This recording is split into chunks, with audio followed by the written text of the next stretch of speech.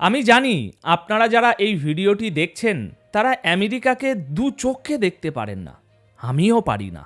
এই তথাকথিত বিশ্ব মোড়ল বা সাম্রাজ্যবাদী শক্তি গত ১০০ বছর ধরে পৃথিবীকে যেভাবে নাচিয়েছে তাতে এদের পতনের স্বপ্ন দেখাটাই স্বাভাবিক।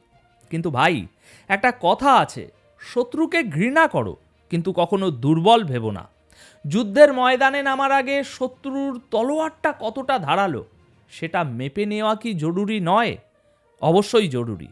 একটা কথা মাথায় রাখবেন, সাপ যখন মৃত্যুর আগের শেষ কামড় দেয় তখন তার বিষ সবচেয়ে বেশি থাকে।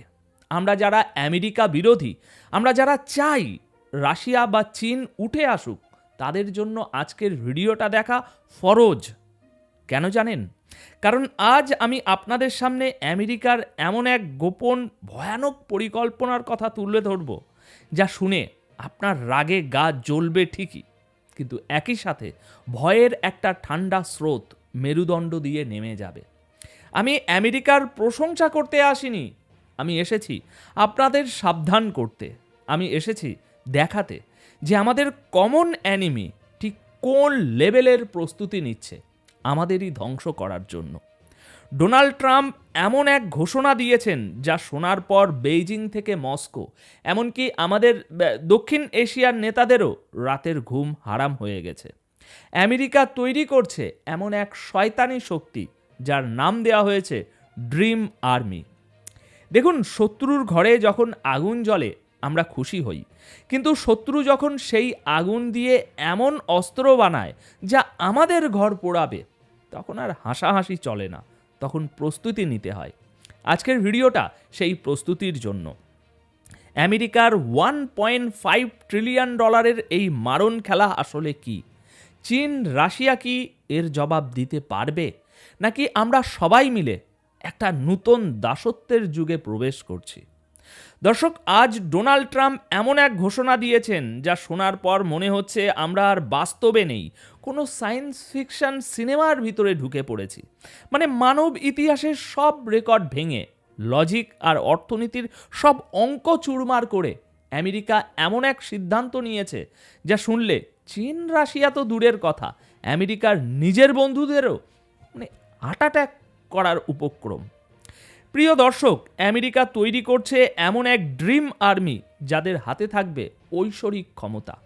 পৃথিবীর যে কোনো প্রান্তে, যে কোনো উচ্চতায়, যে কোনো গর্তে লুকিয়ে থাকা শত্রুকে তারা চোখের পলকে ভ্যানিশ করে দেবে। আর এর জন্য তারা যে বাজেট ঘোষণা করেছে, ভাই রে ভাই, সেই টাকার অঙ্কটা শুনলে আপনার ক্যালকুলেটরের ডিসপ্লে এরর দেখাবে। আচ্ছা, বেশি ভূমিকা না করে সোজাসুজি তথ্যে আসি।